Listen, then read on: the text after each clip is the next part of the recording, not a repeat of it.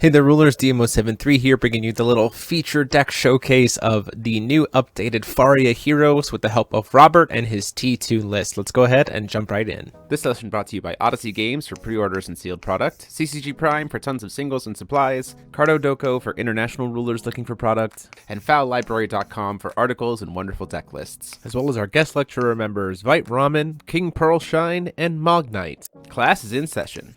So as we're getting starting here, just a reminder that Odyssey Games does have pre-orders for War of the Sun currently available on their website. You can check the link in the description below to get that in. They have plenty of boxes available as of this recording, so be sure to get those pre-orders in, especially for those awesome contract packs.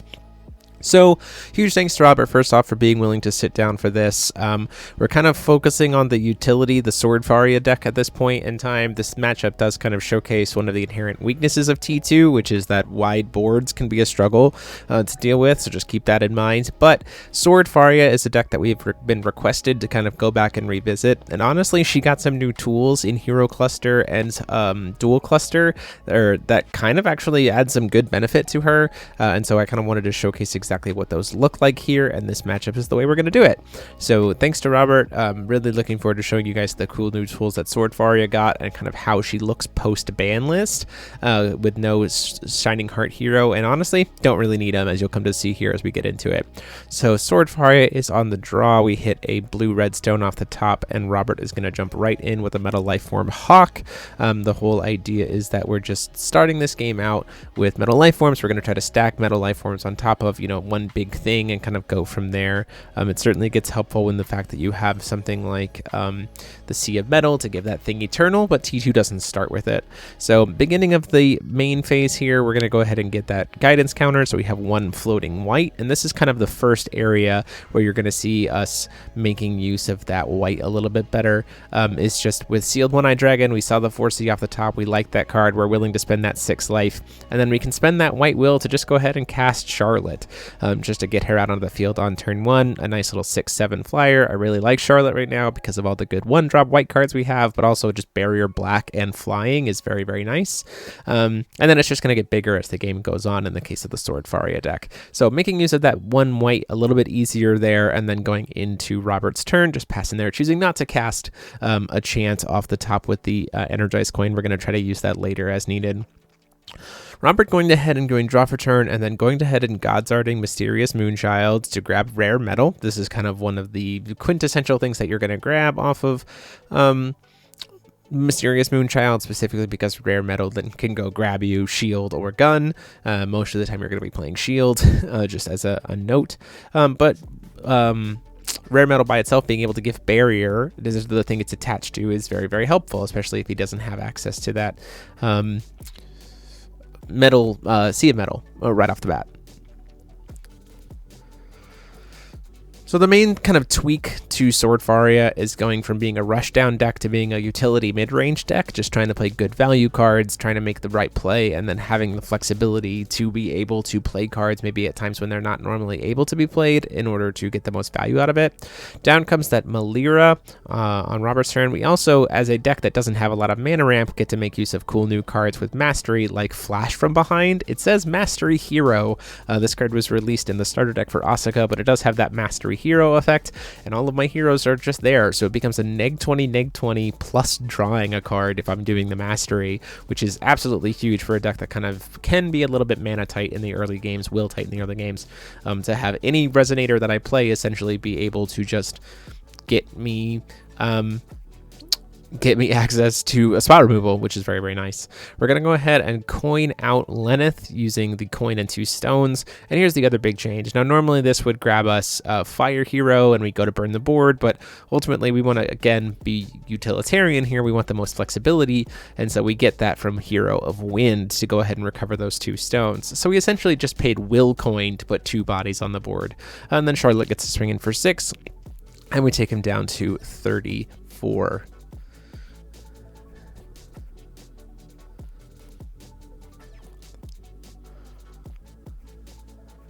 Going into Robert's turn, we'll see if maybe this might be a turn to go ahead and go start adding stuff to it, especially since he doesn't have rare metal. I could see a play here being pitch rare metal and then play ancient weapon fragment to attach the rare metal to it. That would be a very good play here on kind of the 3 turn, especially since you don't have a sea of metal yet, so having multiple resonators doesn't really hurt you there.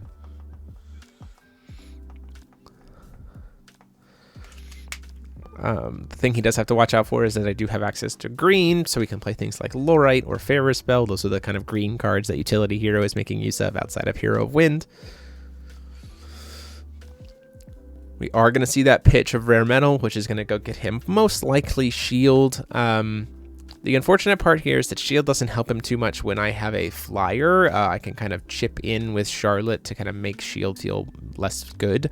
That being said, if he does have a way to be able to maybe using Metal Lifeform Rabbit to give the Phoenix, the Hawk flying, then he can be in a good spot as well.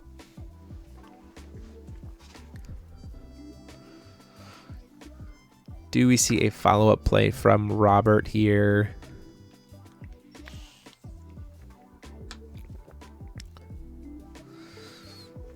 Ultimately, kind of the most optimum, I think, would be, like I said, Metal Lifeform, Ancient Weapon Fragment, puts another on body on board. That does fly. 10/10 flying barrier would be very, very nice.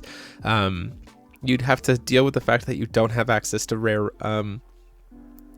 because you'd have 0 rare metals RFG'd, so you wouldn't have any access to a cheaper metal shield, but it probably does the job as much as it needs to.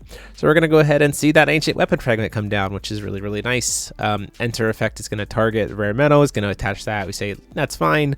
So now he has a nice little 10/10 flyer. Just double checking here that he doesn't get to draw off of T2 because he's not playing the addition. He's just like cheating the addition onto his resonator, so it won't count for T2's effect because T2 doesn't say enters the field attached. It just says when you cast, you could draw a card.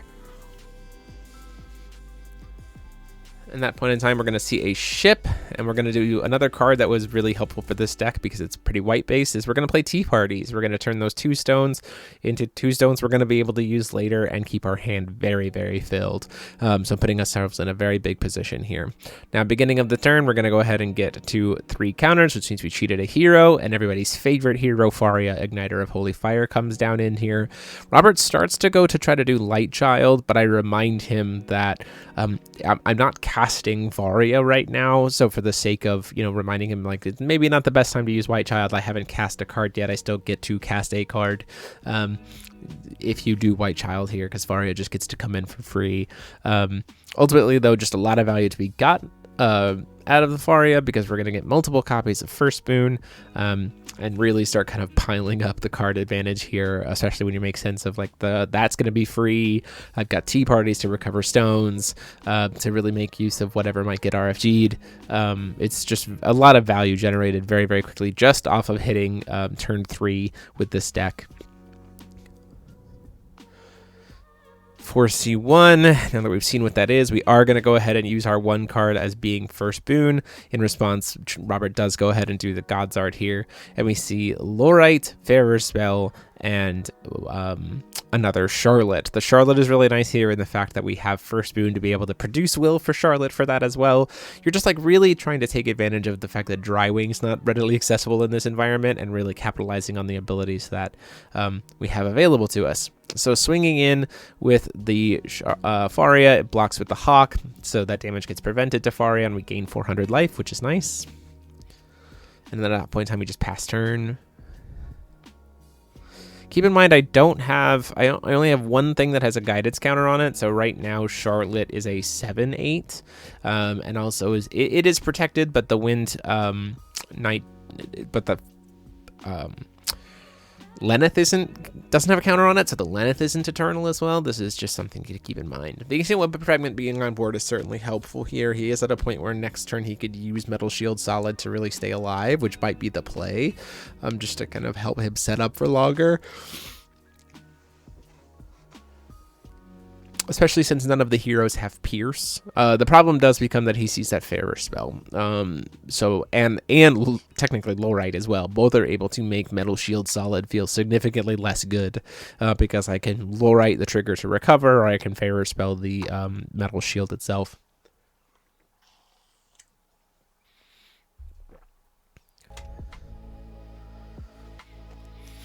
Trying to figure out what to do here with the Ancient Weapon Fragment. Just a reminder that Ancient Weapon Fragment is a 10-10 with Barrier right now, just kind of clarifying for Robert as well that it gets the stats and the symbol skills.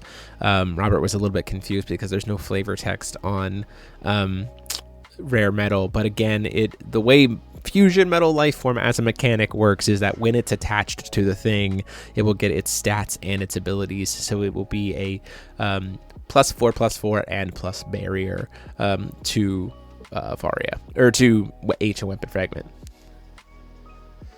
The inherent weakness, I mean, we're seeing a little bit of the inherent weakness already in the fact that like Robert kind of wants to play more things to go wide, but also doesn't, and it feels like he has resources in hand to make it so that it doesn't matter that he doesn't go wide because of like shield. That is one of the ways that T2 can deal with wide boards is through Metal Shield Solid. It just happens to be that he's playing up against the deck that can answer Metal Shield Solid, which is not great, which old school Faria probably wouldn't have been able to do. Old school Faria really didn't play Fairer Spell, really didn't play Lowrites. They didn't go into a green base. We kind of went red-white pretty hard, and so that kind of adds to the utility that we're trying to make use of here with Faria. At the end of the turn, when he does decide to pass, or I think when he decides to go into combat, we're going to go ahead and do the number 13, or first boon to produce 4 white will to cast Charlotte. Charlotte is going to get cast, and we're using that cast of Charlotte to play Guidance. Guidance being a way to put a guidance counter on the thing we want and then draw a card, so replacing the Charlotte. And this is going to put a guidance counter on the Charlotte. So now that Charlotte has Eternal, it feels a little bit not as good to swing in with that Ancient Weapon Fragment because like it's just going to get blocked by something that's not going to get killed, and he really doesn't have a way to deal with it. Now, he would still get to burn me for the face because of the Ancient Weapon Fragment's ability, and so that might be worth doing it just in general. However, he does have to worry about the massive crackback that would be coming his way right now with 2 guidance counters on board. Both of those Charlottes are 8/8s. Lenneth is an 8/8, so that's 24 plus another 12 from the Faria. That's 36 plus the Wind Hero. Like, that's lethal. So like he can't even justify swinging in right now because he has no way to recover. Going into my main phase, we're going to go ahead and flip Faria. If you don't remember, Faria's effect is get a stone into play tapped and then move all of its guidance counters wherever you want. And so this is a way to kind of say, okay, now we're going to start protecting everything. We're going to put 1 counter on each of Faria.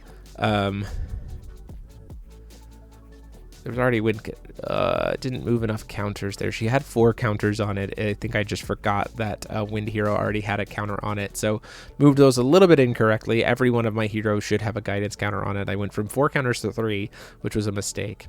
We are going to see that Metal Shield Solid come down here, and I start to go to Fairer Spell it, and then I go, you know what? Actually, not a big deal. We're still going to get some life total out of you blocking here, and we can just burn some of these resources out for you because we're not concerned about being cracked back. So he goes to swing in. Will gain 10, go up to 48, and then he will get to recover. Again, we could use Lowrite there as well. That's another way to just say he resolved a card. That's great, and then we'll move on. I'm going to go ahead and cast another free first boon to just draw 3 more cards. You see we have another Lenneth there. You see we have another flash from behind. Just a lot of versatility here, and because we have Windchild with 2 stones, at the end of the turn, we're just going to recover the stones.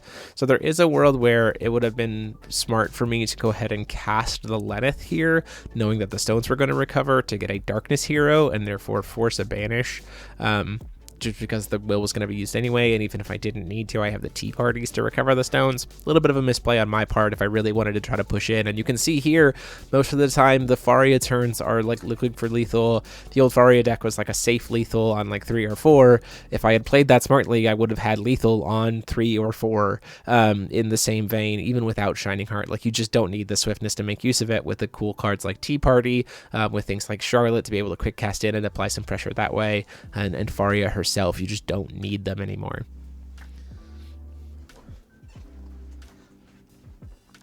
Because we also, again, with things like Flash from Behind and and Sealed One-Eyed Dragon, we also have good spot removal to help get through and put bodies, get blockers out of the way as well. Because if something I put into the field can't attack this turn, I can still tap it for Mastery, which is huge. So during his main phase here, after we're playing a Hawk, we're going to go ahead and play the Melira. Double checking how big everything is here. For this case of the Charlottes, if he wants to try to swing in with the Faria or with the Ancient Weapon Fragment. Doesn't really look like a board that he wants to swing in, unfortunately. Does have a Melira though, so swinging in just to try to get some card advantage here by milling something like a dragon could be advantageous. Because he would draw up a card.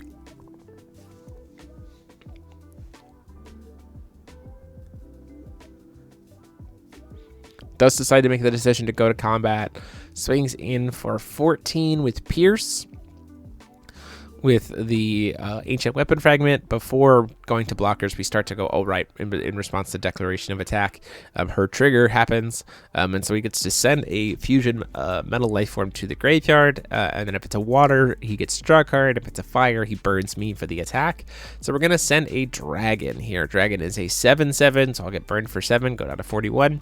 He then draws a card, and then go to block with Charlotte, who is a 13 defense. To his 14, and so I take 1, so I'm back down to 4,000. If I had remembered to keep that other counter on it, I would have been 0, but count. I get count, so it's okay. And at that point in time, it does look like we're going to see a pass for the turn from Robert, and this is kind of one of the advantages of why we maybe didn't cast the Lenneth on his turn. We're going to try to make use of these Tea Party effects. So you say, look, you're passing the turn, we're going to move into it, going to float red, recover, and then use 2 more to go ahead and quick cast in that Lenneth.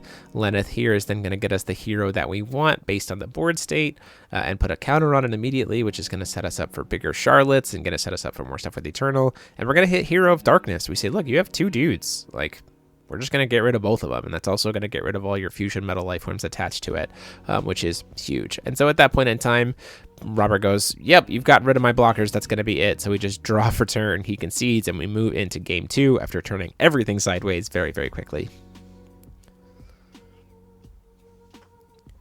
So yeah, that showed off a little bit of some of the new tools. Tea Party to be able to make Lenneth a lot more flexible, as well as Flash from Behind as just a really nice way to spot remove, as well as Sealed One-Eyed Dragon for some additional spot removal and card draw, just like flexibility, especially because we have those 4 Z-Stones. We're going second. We do see that first turn. We're going to go ahead and use Sealed One-Eyed Dragon just a blind draw off the top, and that's the reason why, because we have the white, we're going to go ahead and use the white to cast Lumia to gain the 6 back from Sealed One-Eyed Dragon, draw another card, and put her onto the field. So it's a lot of, like, one of the biggest advantages of trying to play Faria this way with the new tools that she's been given is we have a lot more unique ways to make use of that one white will at the beginning, be it like going into Charlotte, like you saw, going into the Lumia kind of line to like make drawing off of Sealed One-Eyed not feel so bad. We can still play something like Schrodinger, there's just not as much value off of it, but also Tea Party is one of the biggest additions there. Gonna go play the Hawk here. Tea Party off of the white is like, I don't have another play, so I'll bank this one white will essentially into any other color will that I need for way later and draw a card, which is great. End of the turn, we're going to go ahead and play the Schrodinger. This is going to put a counter on the Excalibur and draw me a card, but also then tap down his Phoenix. We're going to go into main phase and just say, attempting to pass, get the trigger to put in a hero into play. We're on our turn 2. We went first. We're already cheating in a hero. There's a lot of value to be gone off of this. And if you could see in the hand, we already have a Faria. So we're tapping down his stuff, and we are going to start really putting the pressure on early with this deck. It is still very possible to get in under the gun and throw damage on the board. Even if this Faria, you see, the nice part about this is I already have a number first boon in hand. And so even if for some reason he had some way to kill the Faria before I got the search off, I could just cast the one that I have in my hand and draw 3 cards. And again, all of this is free, which is just a lot of value to be had for this deck in terms of the flexibility and what card options I'm going to have later. Things like tea parties, more tea parties, more flash from behind to be able to spot remove. Like, there's just a lot of value that could be earned here. So we do see a 4C. Having seen the top card, we don't like it, so we're going to go ahead and cast first boon, to which Robert's going to say, this is as far as you're going to go this turn, which is totally fair, and does the White Child in response. We see a Schrodinger, a Duet of Light, also a really good card to be able to grab Lenneth and make a wide board again, and then a Tea Party, which will also be good here to cast the Tea Party from the RFG, put it back in the RFG for its its activate effect, and then we can just swing in with the Faria because she has swiftness, so coming in for 12. Take them down to 28 on our turn 2. And we're playing ourselves with a nice little board state to be able to keep control.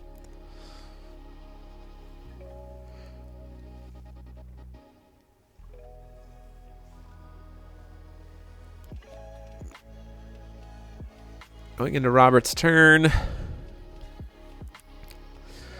Might be a world where we try to start. He does have coins, so there might be a world where we start to see things getting attached, especially since we've bypassed the cheating in a hero phase. Might feel comfortable trying to recommit to a bunch of things on one guy because we're not so concerned necessarily about darkness hero. That is inherently one of the strengths that the Faria list does have in this matchup in particular, is just like, cool, your stuff has barrier or your stuff has eternal. I can just force you to banish 2 dudes and all of your stuff is just one attached to one another. So the Voltron style list makes things very can be very difficult for to sustain in the face of darkness hero, a hero that almost saw practically no play back when the deck was trying to play fire hero. So it's cool to be able to make use of that again and see what comes out of it. We do see the rabbit attached, draws him another card, filtered into that, and gets to have now an 8/8 flyer. At the end of the turn, we're going to go ahead and say we're going to produce some will. At that point in time, we're going to cast a Charlotte. Charlotte can't use the will that we produced because that has to be used for heroes. If we had a second Charlotte in hand, that'd be really nice, which is one of the reasons why what we can do off of this cast is spend 1 to cast another great 1-drop that we can keep in the sideboard, which is Birth of the Twin Princes. Now, Charlotte has been utilized in some other decks for Birth of the Twin Princes, used in an Aristella deck to cast Charlotte and then use the mastery cost of Birth of the Twin Princes, which is really nice. Choosing to ship the Birth of the Twin Princes to the graveyard rather than putting it back in the RFG is a little bit of a mishandling of me, but we are going to use that other white will to just go ahead and cast a Tea Party and bank it for later. So it's like, hey, great, going into the next turn, we're going to have turn 3 for will if we need it. Getting that counter to go up to 4. Being able to judgment here. And this is where we start to see some of the creativity that can come with not having to go for fire and some of the flexibility that you can get off of the flip. Again, this is turn 3. Keep that in mind. We're going to go ahead and produce some will off of first boon, using some of that will to cast Hero of Wind, and then performing Judgment, using that to get a stone into play tapped, move some counters around, most likely to be on Faria, 2 on Wind Hero, and 1 on the Charlotte. This will then let us float the will. We can float 1 stone and then recover both, including the stone that we just cheated into play off of Faria. So we just did Judgment and didn't miss Stone Call for the turn, which is awesome. And then we can use the 1 that we floated plus the 2 we had earlier from first boon to cast a Lenneth. Just a lot of value to be had here, and most likely going to be going for something like a Charlotte or a Fire Hero or a Darkness Hero. Now, Robert does have this Exorcist Mage that we filtering light into, which is like, oh, that's a really good card to kind of help answer Lenneth. But before the Lenneth resolves, seeing the same thing. Wind Hero can't attack this turn, so let's go ahead and use her to do Flash from behind and kill that Exorcist Mage until -20, and draw another card. Keep in mind, we still do have access. Like, we've spent 0, we spent 2 will off the cuff, I guess. Spent 1 will total so far, I think. No. Everything so far has been free. We've spent 0 will this turn, and we've done all of these actions, which is kind of crazy. Just like shows just how strong Faria still is as a card, which is really awesome, and how early we're able to get her out thanks to Sword Faria. Off of the Lenneth, we grabbed a Charlotte. Charlotte is then going to cast the Guidance and put a counter on the Lenneth, and so now we have this nice little board of Eternal. We swing in for 12 with the Faria, and the question is he going to take it, or just let me successfully hit him for 12?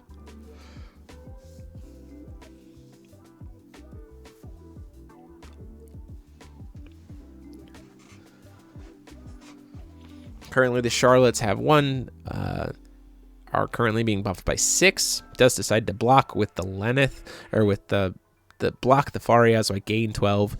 And then we can swing in for 12 there as well. And at the end of the turn, get a counter onto there and recover all of the stones thanks to Sword Faria. So we put all this stuff on board. We didn't skip Stone Call. We have access to 4 will plus quick cast stuff, and we still have a hand full of cards on turn 3 because of kind of the flexibility in how this deck is pivoted based on the new tools. And we're threatening lethal, like we're threatening Robert with like answer this or die, which is not great. We see a Death Metal Sea of Metal come down here just to try to draw into something.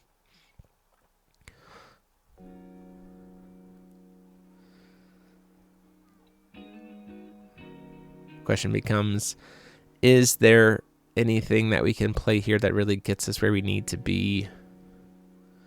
Does see another Melira in board. We get a rare metal. Looks like maybe another rabbit.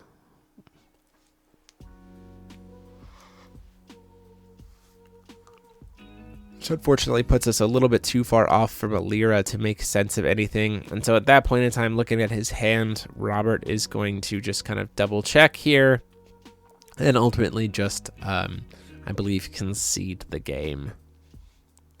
Staring down the lethal board, no real spot removal to be spoken of. Yep, does decide to concede. So that is the game. Again, this was a little bit of a showcase just to show off some of the cool new tools for Faria. Appreciate Robert sitting down to play with us. We'll be trying to get another T2 deck matchup for you in the next coming weeks, so be sure to tune in for that. Deck list for the Faria list will be up later this week. And until next time, this is GMO73 saying class dismissed.